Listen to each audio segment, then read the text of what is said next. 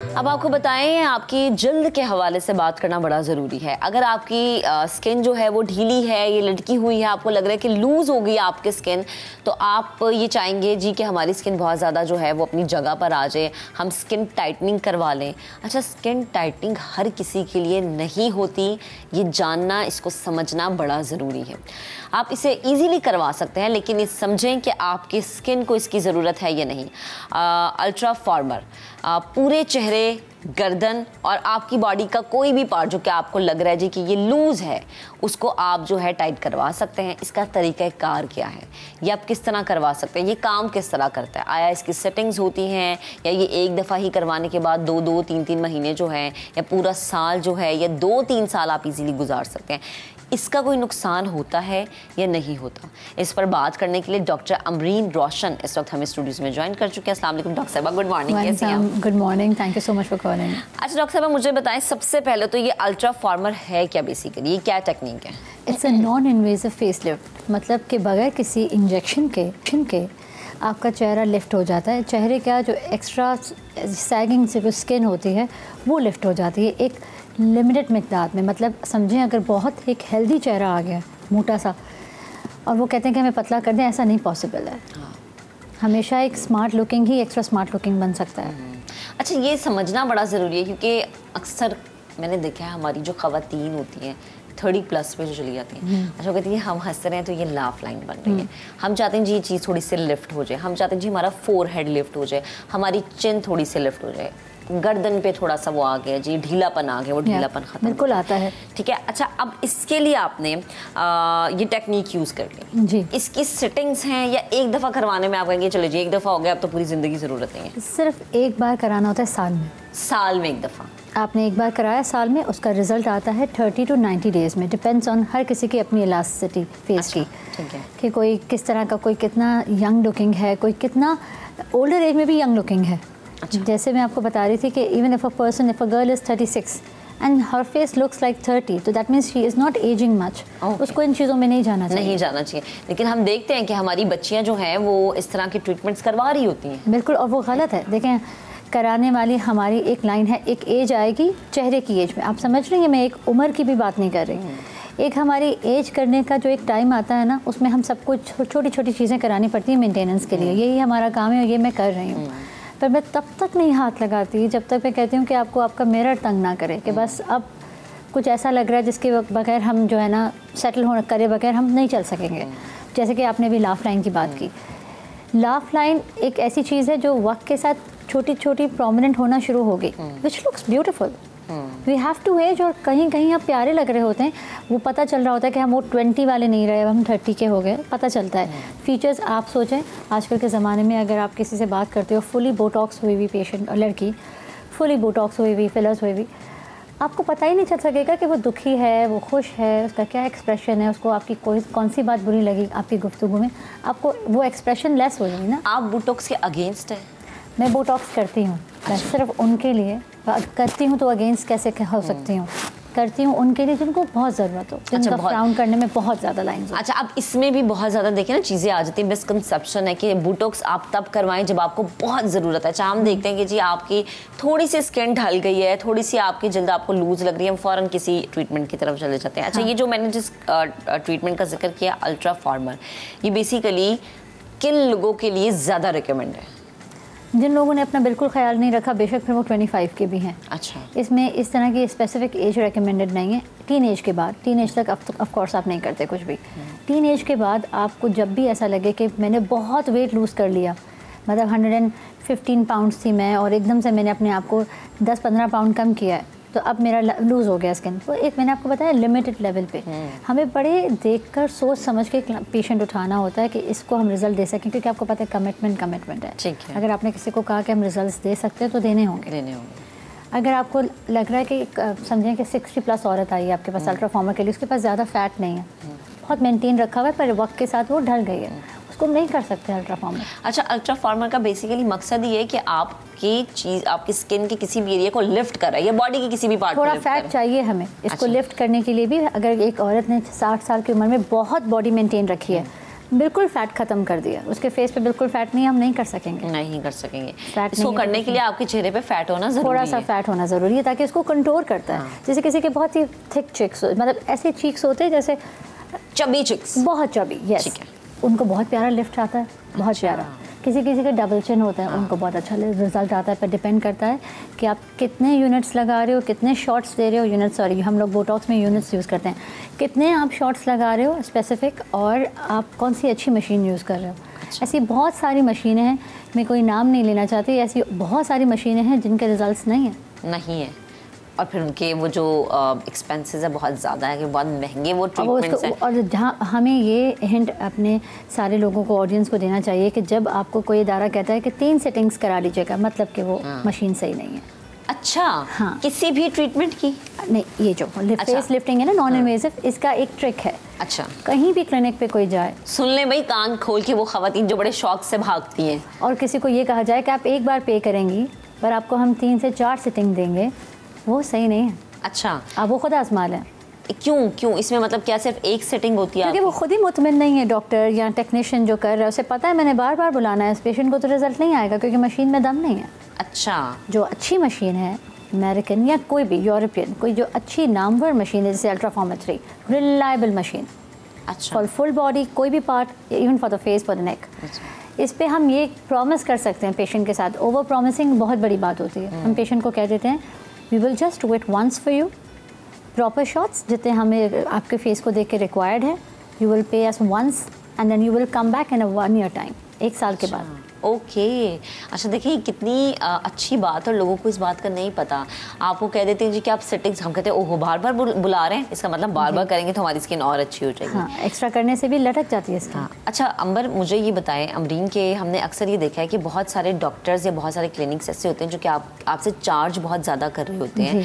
अच्छा, उसमें सिर्फ फेस लिफ्टिंग की मैं बात नहीं कर रही हूँ, उसमें हर चीज़ की बात है, उसमें बोटॉक्स है, उसमें फिलर्स है, लेकिन वो आपको ये गाइड नहीं करते कि जी अभी आपकी एज या अभी आपकी स्किन को ज़रूरत नहीं है बोटॉक्स की या फिलर की। हाँ। इसमें आपका अपना क्या रोल होना चाहिए कि आपको कब जाना चाहिए डॉक्टर के पास, या आप जैसे मुझे किसी ने कहा जी कि आप फिलर करवाएं क्योंकि जी आपकी लाफ लाइन है। हाँ। मैंने आपसे पूछा, आपने कहा जी कि अभी तो आपके चेहरे पे उस चीज़ की ज़रूरत ही नहीं है। ये मैं इसलिए अपने नाज़रीन को बता रही हूँ क्योंकि हमारे जो व्यूअर्स उन्हें लगे कि अच्छा ठीक है, हमारे पास भी जो डॉक्टर्स आते हैं, हम अक्सर उनसे अपनी स्किन को लेके भी सवाल करते हैं क्योंकि हमारी स्किन पर डेली मेकअप होता है। तो मुझे ये बताएं कि क्या आपका पहला स्टेप क्या होना चाहिए? क्या अगर आपने अपनी स्किन पर क्या चीज़ देखी है कि आपको लगे कि अच्छा अब मुझे बोटॉक्स या फिलर की ज़रूरत है? देखिए, अभी सारे लोग जो आपको देख रहे हैं वो आपको देख रहे हैं कि मैं आपको ये बात बता रही हूँ कि यू डोंट नीड इट। आपको नेज़ोलेबियल फॉर मतलब लाफ लाइन में आपको बिल्कुल ज़रूरत नहीं है। इतना थोड़ा सा लाफ लाइन के लिए होना चाहिए, वो नेचुरल फील होता है। हाँ, ताकि आप मुस्कुरा रही हो या बात कर रही हो तो वो देखे थोड़ा सा, थोड़े से छोटी मोटी लाइन्स फेस पे होना बहुत ज़रूरी है। ठीक है। बाकी आप जैसे कहते हो कि कब जाना चाहिए, हमारे पास अलग रवाज है। हमारे मुल्क में हमारे पास क्या होता है कि औरत बेचारी सिर्फ तब कमरे से, घर से बाहर निकलती है जब उसका शौहर कहता है कि क्या हो रहा है तुम्हारे चेहरे को, बूढ़ी हो रही हो, जाओ जाके कुछ कराओ।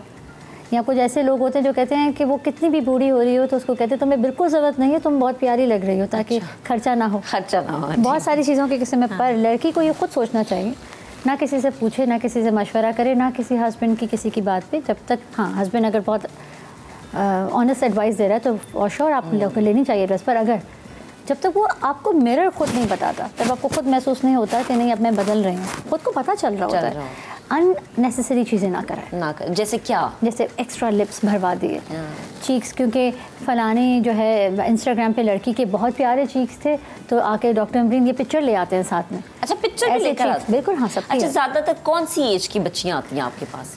19 फॉर लिप फिलर्स, 19+। मैं आपको बता रही हूँ ना कि टीन एजर्स आते हैं और टीन एजर्स के बाद ये सब चीज़ें शुरू होनी चाहिए, और साथ में मामा भी बैठी होती हैं साथ में। अच्छा, कि इनके कर दें प्लीज़। आप समझाती हैं उन्हें? मैं भेज देती हूँ, आई रेफर देम।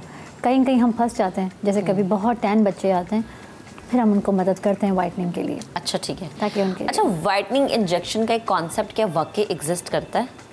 हाँ, पर बहुत नुकसानात के साथ। सही। अमरीन, आप बहुत जो है ना वो बहुत फेयर होके बात करेंगे जी, ये करवाएं लेकिन इसके बड़े नुकसानात है। क्या नुकसानात है? क्योंकि मैंने अपने इर्द गिर्द बहुत सारे लोगों को देखा जी वाइटनिंग इंजेक्शन हम लगवा रहे हैं। हाँ, मैं किसी कंपनी का नाम नहीं लूँगी, पर ओवरऑल वाइटनिंग इंजेक्शन से अगर आप खा रहे हो तो लिवर तंग करेगा, आपको आगे जाकर, और अगर आप लगा रहे हो तो किडनी तंग करेगा आपको आगे जाके। ओके, यानी आपको इस तरह के मसाइल का सामना करना पड़ सकता है। हेल्थ को आपके, और अगर आप मुंह पे लगा रहे हो या पूरी बॉडी के ऊपर ओरल, आप मतलब वो कह रहे हैं अपना एप्लीकेशंस कर रहे हो क्रीम्स की, तो आपका स्किन जितना स्टेरॉइड लेगा पतला होता जाएगा, स्किन आपकी उतनी ना पतली हो जाएगी, फिर आप कुछ भी नहीं लगा सकते अपनी स्किन पे, आप जो लगाते हो दिखता है। आपकी एक वक्त आता है कि आपकी वेन्स प्रोमिनेंट होने लग जाती हैं, जब आपको फिक्र होती है, and then you have turn 40-45, फिर आपको होता है कि हाँ, जब हम हिस्ट्री लेते हैं तो डॉक्टर्स को सही बता रही होती हैं पेशेंट के, हमने ना 15-16 साल के एज से मुँह पे पूरी क्रीम्स लगा के पूरी रात सोते थे। ये जो फार्मूला क्रीम्स आती हैं जी अभी भी चल रही हैं, आपको पता है ये खत्म नहीं हुई है अभी भी। अक्सर लोग जो कहते हैं वो फार्मूला क्रीम बनाते हैं, 1500 की मिल जाती है, तो भाई वो आपको 7 दिनों में गोरा कर देती है। अच्छा, मैंने हमेशा ये चीज नोट किया कि जिस क्रीम में मरकरी ज्यादा है वो क्रीम आपकी स्किन के लिए उतना नुकसान तकरीबन सब में है। मरकरी, स्टेरॉइड सब में, उसके बगैर वाइटनिंग नहीं होगी। सही है। थोड़ी बहुत इंसान लगाए। मैंने आपको जैसे बताया कि कुछ बहुत टैन बच्चे आती हैं, बहुत टैन।